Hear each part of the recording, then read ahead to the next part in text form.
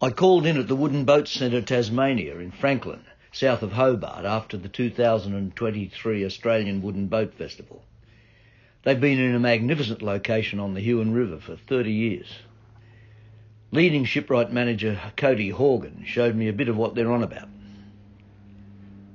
Basically, this is the bread and butter of what the school does best. We build plenty of dinghies. Kind of trying to work towards plywood with less Huon pines, so we're more sustainable, but everyone comes along and says, shut up, take my money, I want a Huon pine boat. It's fair enough, she's a beautiful boat. This is 14 foot wide, and yeah, she's absolutely gorgeous. All Huon pine and celery top with traditionally roved copper rivets.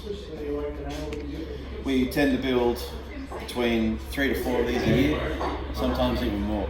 But again, it's our bread and butter, and yeah, we have students come down for 10 to 12 week periods and live nearby, enjoy the environment, have a few beverages and build a boat. It's amazing. Love it. This particular project is it's a copy of a nutrient boat. It's, last year, one of my students, Sarah, she wanted to design something. So we carved a half model based on the Utrecht boat, the York, and she carved a half model, we pulled it apart, we got all the sections of it and all the measurements, and we then blew that full scale, lofted it, and my student Sarah and the rest of the team built this from that lofting. It was amazing. It was a really beautiful half model, and yeah, she just went through from beginning to end, and that's a really good product of her skills. I was really amazed. It was very satisfying for her.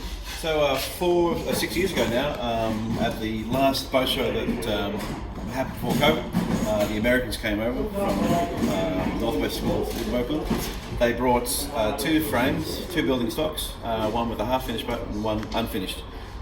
During that time, they stayed here at the boat school. They finished off one Haven 12.5 and left us the bare bones of the other one. And since then, students have had the opportunity to carve a boat building here at the school. This is all celery top pine, and yeah, so over 4 years we've managed to plank it out. But as a planking experience and a learning experience, we've sort of been in the shadows otherwise, because we've got so many other things to do. It's, you know. Anyway, we're going to try and finish it this year, and hopefully have a sailing boat sitting out there in the water. Can't wait. Yeah. This is Undine, the meter Derwent class. We are repairing this with the Wooden Boat Festival team. Basically, they own it, and we're going to restore it on their behalf. And hopefully, if we're really lucky, we'll find a sponsor, and you know, we can afford to finish her off. So basically, this will be a job for volunteers and students in the next couple of months, years, depending on how long it takes. It's got a dead wooden keel, but we've taken it off so we can actually work it in the workshop. The keel was off angle a bit, so I've straightened it up and put it back together again.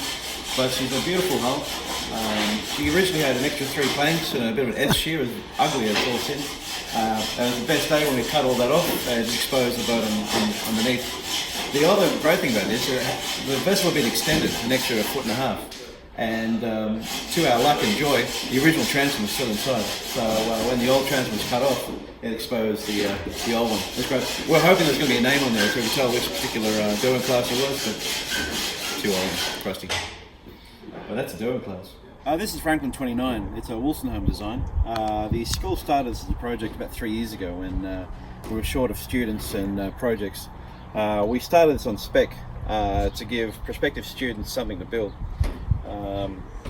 The initial cohort in 2020 built the hull prior to me coming. A lot of students did a lot of hard work.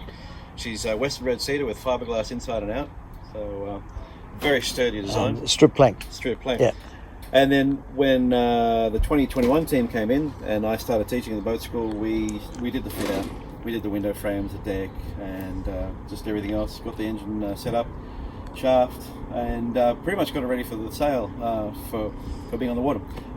Didn't do much to it last year. As a odd sort of student project, it's also a showroom product, so it had to be to a high degree of finish, which gave me a few heart attacks on the way because students have to make mistakes to learn.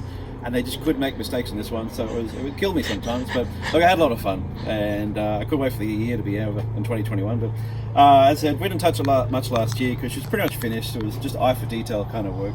The students, well, I think prior to the boat show, we were going to display it on the hard. Then we're really lucky the team at the boat festival gave us a position, and yeah, in the water. So it was all hammers and tongs for about a month and a half, and we finally got it there. And yeah, really pleased to have had it at the boat show.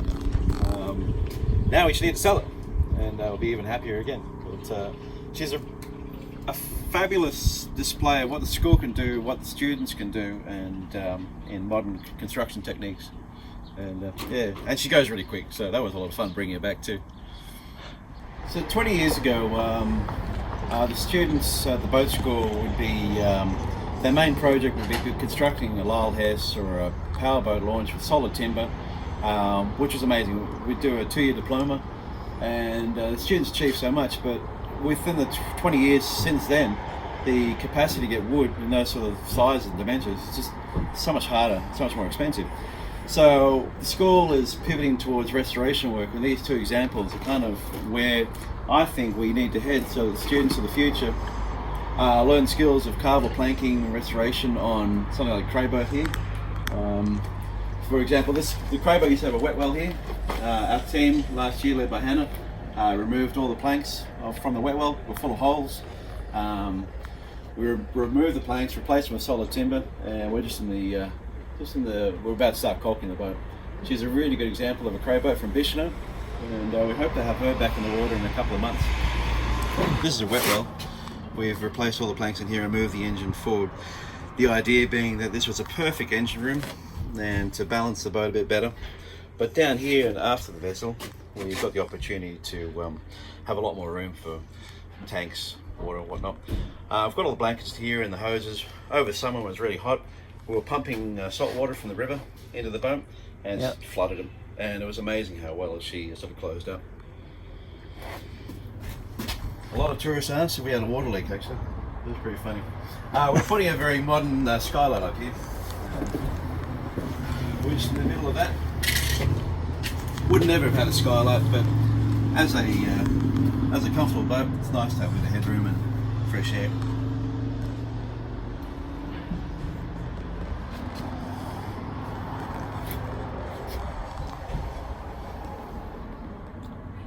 This particular project here is a cod boat, Tamo cod boat. The owner of the boat pretty much said he wanted this to look like a cuda boat. So using the sort of plans, dimensions and designs of a cuda boat, we've taken, again this boat actually had a deck up here, and it was one of the best days when we cut that off and exposed the hull underneath. It was a beautiful hull, and we've had the opportunity to turn it into a cuda-esque cod boat. She's done sheath, so no issues living on a trailer, which is great, and has been all her life. We never did that, it came like that. But she's a beautiful boat. We've rode her, taken her for a row. We haven't got the sails or anything yet, so it's been really nice in the water. Can't wait to see her in action. So even though Cody is steering students towards restoration projects, there's still a lot of people who want to learn to build a clinker dinghy. And the next dinghy they'll produce in a class is a Will Sterling designed English-style dinghy for a patron. Shipwright instructor Mike Johnson is marking out the moulds from full-size patterns. Thanks for watching, and check out the Wooden Boat Centre when you're in Tasmania. Because that is a pretty fantastic view, mate, you've got to say. It's very hard to focus on work sometimes.